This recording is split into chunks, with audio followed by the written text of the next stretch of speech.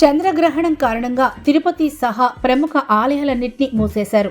అయితే దేశంలో ఎక్కడా లేని విధంగా శ్రీకాళహస్తి ఆలయం మాత్రం గ్రహణ కాలంలోనూ తెరిచే ఉంటుంది.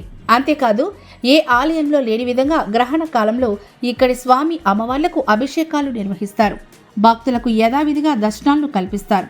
ఇంకో మాటలో చెప్పాలంటే మామూలు రోజుల కంటే చంద్రగ్రహణం రోజున భక్తులు కాస్త ఎక్కువగానే దర్శనానికి వస్తూ ఉంటారు.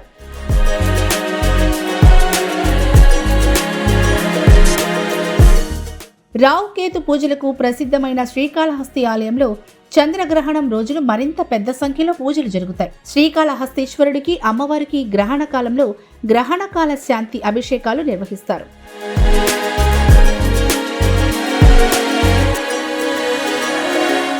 కేతు గ్రహస్థ చంద్రగ్రహణాన్ని పురస్కరించుకొని శ్రీకాళహస్తి ఆలయంలో సాయంత్రం 6:47 గ్రహణకాల శాంతి అభిషేకాలు నిర్వహించనున్నారు. చంద్రగ్రహణం మధ్యాహ్నం 3:20 ప్రారంభమై సాయంత్రం 6:47 ముగియనుంది.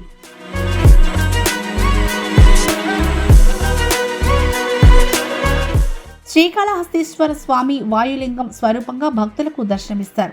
ఇక్కడ స్వామికి 24 నక్షత్రాలతో అలంకార కవచం, 3 తలల నాగ సర్పాకార ఆభరణం అలంకారంగా ఉంటుంది. దీంతో ఇక్కడి వాయులింగం గ్రహణాలకు అతీతమని, గ్రహాలేవి ఇక్కడ పనిచేయవని పండితులు తెలిపారు. అందుకే గ్రహణ కాలంలో స్వామి అమ్మవార్లకు పూజలు కొనసాగుతాయని, భక్తులను దర్శనానికి అనుమతిస్తామని చెప్పారు.